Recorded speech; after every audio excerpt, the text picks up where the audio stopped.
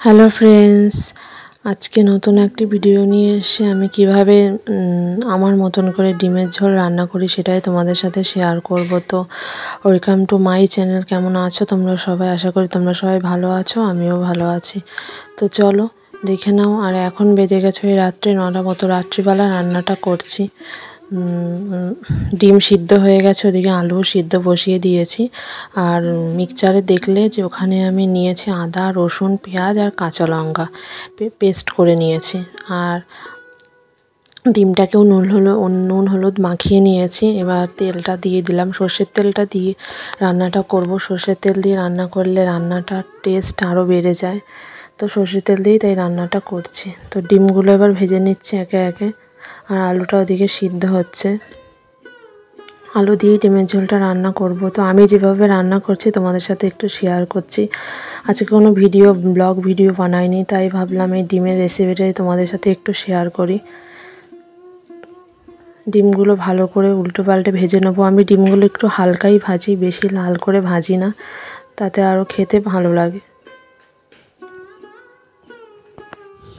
চলো তাহলে রান্নাটা একে একে হোক, তোমাদের বলছি, তোমরাও দেখো, ভিডিওটা তোমরা দেখতে থাকো।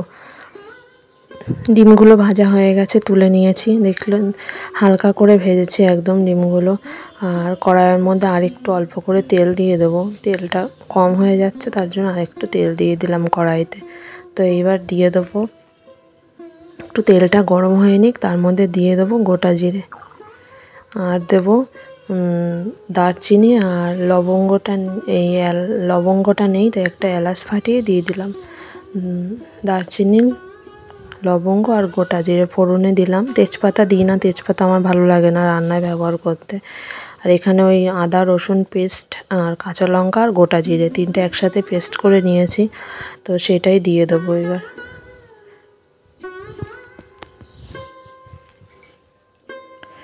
মশলাটা দিয়ে একটু ভালো করে কষাতে হবে। অল্প অল্প আস্তে করে গ্যাস দিয়ে অল্প অল্প করে কষাতে হবে, সেভাবেই আমি কষিয়ে নেব।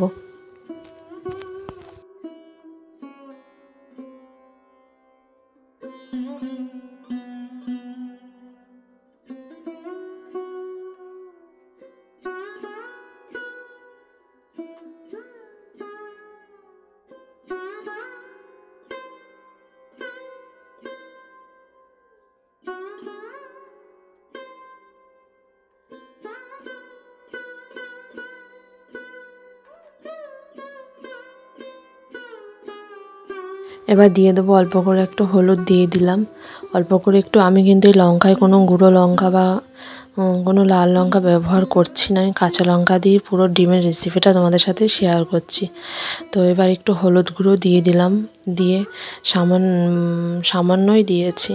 আর ভালো করে একটু নেড়ে ছেড়ে নিতে হবে। আর সামান্য জল দিয়ে দিয়ে অল্প অল্প জল দিয়ে দিয়ে মশলাটা কষাতে হবে, তাহলে আরও সুন্দরভাবে তেলটা ছাড়বে আর খেতেও ভালো লাগবে। মশলাটা পুড়ে গেলে তো খেতে ভালো লাগবে না। এই মিক্সচারের ধোয়া জলটা, ওই মশলা ধোয়া জলটা সামান্য দিয়ে দিলাম, দিয়ে দিয়ে এভাবেই কষাবো। ভালো করে কষাবো যাতে কাঁচা গন্ধটা চলে যায়। বা সামান্য একটু জিরে গুঁড়ো দেবো। গুঁড়ো মশলার মধ্যে এই জিরে গুঁড়োটাই দেবো, আর কিছুই দেবো না। তো এই জিরে গুঁড়োটা দিয়েও কষিয়ে নেব ভালো করে। আবার একটু সামান্য জল দেবো, জল দিয়ে দিয়ে দিয়ে মশলাটা কষিয়ে নেব। তো একটু লবণ দিয়ে দিলাম। ভালো ভালো করে নাড়াচাড়া করে মশলাটা কষিয়ে নেব।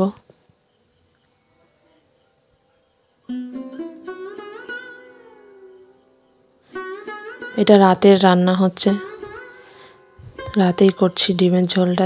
একটু জল দিয়ে দিলাম অল্প করে, আবার না একটু পোড়া লেগে গেলে ভালো লাগবে না। এই জল দিয়ে দিয়ে আস্তে আস্তে করে মশলাটা কষিয়ে নিচ্ছি।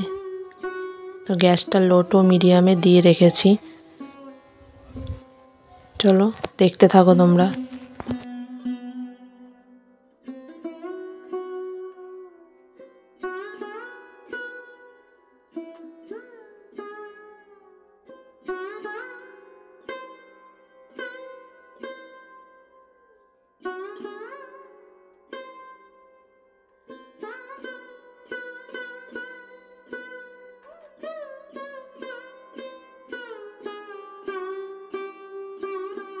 তো মশলাটা আস্তে করে দিয়ে কষাচ্ছি, জল দিয়ে দেয়। এবার কষানো হয়ে গেছে, দেখতেই তেল ছেড়ে দিয়েছে। এবার সিদ্ধ করে রাখা আলুগুলো দিয়ে দিলাম, দিয়ে ভালো করে আবার একটু কষিয়ে নেব।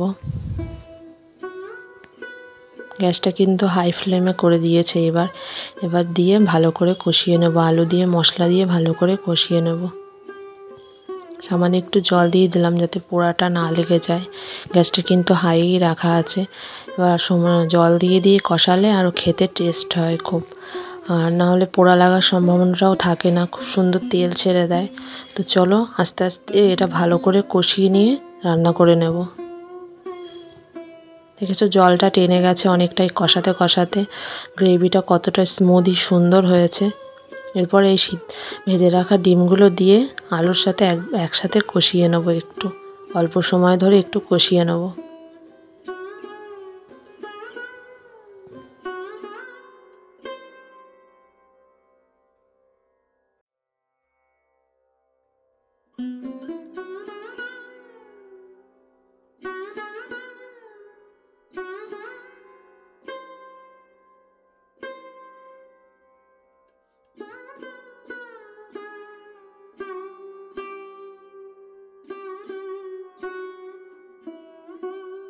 বেশ খানিকক্ষণ কষানোর পর দিয়ে দেবো অল্প করে জল, যেহেতু আলুটা সিদ্ধ করে রাখা আছে তাই সামান্য জল দেবো জলটা ফোটার জন্য। তো সামান্য জল দিয়ে দিলাম, সামান্য জল দিয়ে ভালো করে নেড়ে ছেড়ে এবার ঢাকা দিয়ে দেবো যতক্ষণ ঝোলটা ফুটছে। আর আমি গ্রেভিটা অল্পই রাখবো, তার জন্য অল্প জলই দিলাম। তোমরা যে যেমন গ্রেভি রাখবে সেরকম আন্দাজ মতো জল দেবে।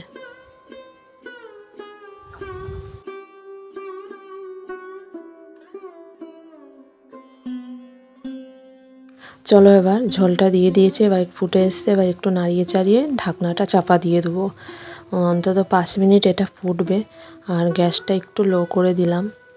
তো ঝোলটা ফুটবে, তারপরে আবার পরে আসছি তোমাদের দেখাচ্ছি। এই যে হয়ে গেছে, ঝোলটা ফুটে গেছে আর ঝোলটা অনেকটা টেনেও গেছে। আর আমি আজকে আর গরম মশলা ব্যবহার করব না এর মধ্যে, দেখতেই পাচ্ছি অনেকটা শুকিয়ে গেছে। আজকে আর গরম মশলা ব্যবহার কোনো গরম মশলা ব্যবহার করছি না আজকে আর আমি। তোমরা চাইলে গরম মশলাও দিতে পারো, না আমাদের ধনেপাতা আছে তাই একটু অল্প করে ধনেপাতা দিয়ে দেবো। তো রাত্রে ডিমের ঝোল করলাম, তো অল্প করেই করলাম, যেহেতু অনেক তরকারি আছে, ডাল আছে, ওদিকে তরকারি পাঁচমিশালি সবজি আছে, তার জন্য অল্প করে ডিমের ঝোল করলাম। তো দেখতেই পাচ্ছ অল্প করে একটু ধনেপাতা দিয়ে দিয়েছে। এর মধ্যে চলে গেছে কারেন্ট, তো টর্চের লাইটটা দিয়ে তোমাদের দেখালাম। আমার ফোনের ফ্ল্যাশ লাইট অন হচ্ছে না, তো চার্জ নেই, চার্জও একদম লাল হয়ে গেছে, তার জন্য দেখো ধনেপাতা দিয়ে দিয়েছি অল্প করে। একটু গরম মশলা আজকে দিলাম না, তোমরা দিতে পারো, কিন্তু তোমরা আবার ধনেপাতাও দিতে পারো, গরম মশলাও দিতে পারো, দুটো দিলেও টেস্ট লাগে। তো একটা দিলে একটা টেস্ট বোঝা যায়। তো চলো এবার একটু ফুটিয়ে নিচ্ছি, গ্যাসটা একদম হাই করে দিয়েছে। এবার হাই করে ভালো করে একটু ফুটিয়ে ঢাকা চাপা দিয়ে দেবো। এখনই নামাবো না, যে কোনো তরকারি একটু হওয়ার পর ঢাকা চাপা দিয়ে গ্যাসটা বন্ধ করে রেখে দেবে, তার কাছে কিছুক্ষণ পর নামাবে, তাহলে বেশি ভালো টেস্ট হয়। তো এখনই নামাবো না, এই ফুটন্ত তরকারি আমি গ্যাস বন্ধ করে ঢাকা চাপা দিয়ে রেখে দেবো বেশ কয়েকক্ষণ, খাওয়ার সময় একবারে নামিয়ে নেবো। দেখলে ঢাকা চাপা দিয়ে দিয়েছি, চলে এসেছি, খাবার বেড়ে নিয়েছি। এই যে ডিমের ঝোল, আর রাত্রে করেছিল মা রুটি আর একটা কাঁচা লঙ্কা নিয়ে নিয়েছি, একটু সাজিয়ে গুছিয়ে তোমাদের সাথে শেয়ার করলাম। আর সবাই অনেকে ভাতও খেয়েছে, আর আমি রুটিটা নিলাম, রুটি খাবো রাত্রে অনেকক্ষণ পর এসছি, এখন প্রায় 11টা মতন বাজে। স্নান করে এসছি, ঘরের একটু কাজ করছিলাম, এটা তোমাদের সাথে পরের ব্লগে আমি শেয়ার করবো এটা। তার জন্য আর অনেকটা রাত হয়ে গেছে, সবার খাওয়া দাওয়া হয়ে গেছে, সবাই ঘুমিয়েও পড়েছে। তো আমি এখন খেতে বসেছি। তো আজকে ঘরগুলো একটু পরিষ্কার করছিলাম, তোমাদের পরের ভিডিওতে আমি দেখিয়ে দেবো। কাজটা তো আর শেয়ার করবো না, দেখিয়ে দেবো। কাজটা শেয়ার করে অনেকটা বড় হয়ে যাবে, আর আমার ট্রাইপডও নেই যে আমি তোমাদের সাথে কাজটা শেয়ার করে দেখাবো, হাতে করে কীভাবেই বা দেখাবো।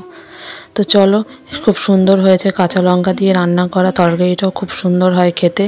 চলো তাহলে আজকের ভিডিওটা এখানেই শেষ করছি, কালকে দেখা হবে নতুন একটা ভিডিওর সাথে। তোমরা সবাই খুব ভালো থেকো, সুস্থ থেকো, আর আমার পাশে থেকো। ভালো লাগলে একটা লাইক করে দিও। টাটা।